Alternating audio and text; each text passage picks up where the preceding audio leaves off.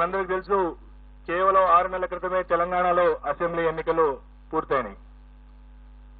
ఆనాడు అధికారంలో ఉన్నటువంటి టీఆర్ఎస్ పార్టీ అధికారంలో దిగిపోయి కాంగ్రెస్ పార్టీ అధికారంలోకి వచ్చింది.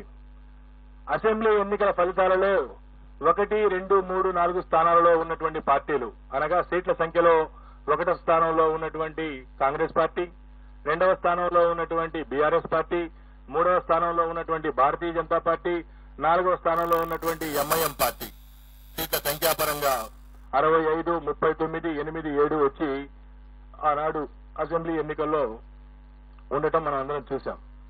5 నెలలు తిరిగేలోపే ఆయా రాజకీయ పార్టీల యొక్క స్థితిగతులు పూర్తిగా మారిపోయినాయి. 1వ స్థానంలో ఉన్నటువంటి కాంగ్రెస్ పార్టీ నేడు 2వ స్థానానికి వచ్చింది పార్లమెంట్ ఎన్నికల్లో.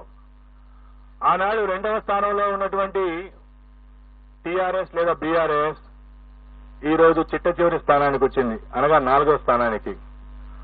ఆనాడు 3వ స్థానంలో ఉన్నటువంటి భారతీయ జనతా పార్టీ ఇప్పుడు మొదటి స్థానంలోకి వచ్చింది.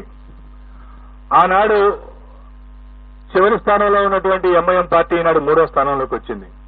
5 నెలల్లో తెలంగాణ ఓటరు ఎంతో పరిణితి చూపించి రాజకీయ పార్టీల యొక్క ఓటు బ్యాంకుని, రాజకీయ పార్టీల యొక్క సీట్లను, రాజకీయ పార్టీల యొక్క స్థానాలను పూర్తిగా మార్చేసినటువంటి ఘటన దేశంలో చాలా అరుదుగా చూస్తుంటాం. అటువంటిది మన పక్కనే ఉన్నటువంటి మన తెలంగాణ రాష్ట్రంలో చూస్తా ఉన్నాం.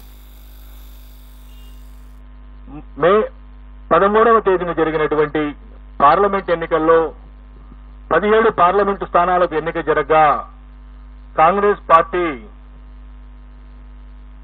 7 నుండి 8 స్థానాలను కైవసం చేసుకోబోతా ఉంది. కాంగ్రెస్ పార్టీ 7 నుండి 8 స్థానాలను కైవసం చేసుకోబోతా ఉంది. భారతీయ జనతా పార్టీ 8 నుండి 9 స్థానాలను కైవసం చేసుకోబోతా ఉంది. అలాగే ఎంఐఎం కేవలం పోటీ చేసింది 1 స్థానం అయినప్పటికీ భారతీయ జనతా పార్టీ అభ్యర్థి మాధవీలత తీవ్రమైనటువంటి పోటీ ఉన్నప్పటికీ ఎంఐఎం మరొక 1 స్థానం గెలవబోతా ఉంది. గతంలో 39 అసెంబ్లీ స్థానాలు సాధించి అంతకుముందు 2019 పార్లమెంట్ ఎన్నికల్లో 8 పార్లమెంటు స్థానాలు సాధించినటువంటి టీఆర్ఎస్ పార్టీ ఇప్పుడు 0 స్థానాలకు పరిమితం కాబోతా ఉంది. 1 స్థానం కూడా ఈ ఎన్నికల్లో టీఆర్ఎస్ పార్టీకి వచ్చే పరిస్థితి లేదు. సాక్షాత్తు తెలంగాణ రాష్ట్ర సమితి అధ్యక్షుడు కేసీఆర్ గారు, సీనియర్ నాయకులు హరీష్ రావు గారు ప్రాతినిధ్యం వహిస్తున్నటువంటి మెదక్ పార్లమెంటు కూడా టీఆర్ఎస్ పార్టీ పొందలేనటువంటి పరిస్థితి.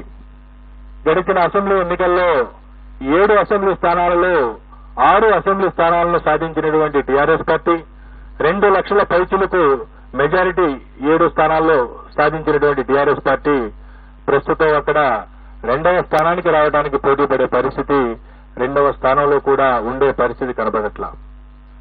సో ఈ విధంగా భారతీయ జనతా పార్టీ ఆదిలాబాద్, నిజామాబాద్, కరీంనగర్, జహీరాబాద్, మెదక్, మల్కాజ్గిరి, చేవెళ్ల, సికింద్రాబాద్ 8 స్థానాలను సునాయాసంగా కైవసం చేసుకుంటూ మహబూబ్ నగర్ లో గట్టి పోటీ ఉన్నప్పటికీ స్వల్ప ఆధిక్యతతో శ్రీమతి డికే అరుణ గారు అక్కడ విజయం సాధించే అవకాశాలున్నాయి.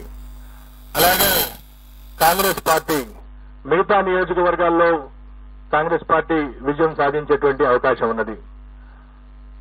ఎంఐఎం హైదరాబాద్ పార్లమెంటు నుండి విజయం సాధించే అవకాశం ఉన్నది.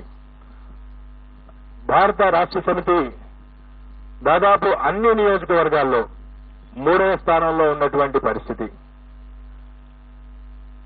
బీఆర్ఎస్ అధ్యక్షులు మాజీ ముఖ్యమంత్రి కేసీఆర్ గారు అధికారం నుండి దిగిపోయిన తర్వాత ఆయనకు మెడకు చుట్టుకున్నటువంటి కాళేశ్వరం ప్రాజెక్టు మనందరం చూశాం. మేడిగడ్డ వారధి కుంగినటువంటి విషయాన్ని, మేడిగడ్డ వారధి కుంగటం, ఫోన్ ట్యాపింగ్ ఆరోపణలతో టీఆర్ఎస్ పార్టీ యొక్క భవిష్యత్తు తలకిందులైందనేటువంటి విషయాన్ని మీ దృష్టికి తీసుకొస్తా ఉన్నా. ముఖ్యంగా ఫోన్ ట్యాపింగ్ కేసీఆర్ గారు ఎంతో గొప్పగా చెప్పుకున్నటువంటి జలయజ్ఞంలోని మేడిగడ్డ వారధి కుంగటం, వరుసగా ఆ పార్టీ నుండి ఎన్నికల్లో ఓడినటువంటి 1-2 నెలల లోపలనే అనేక మంది ముఖ్య నాయకులు వీడిపోయటం తెలంగాణ రాష్ట్ర సమితికి తీవ్ర నిరాఘాతంగా పరిణమించింది.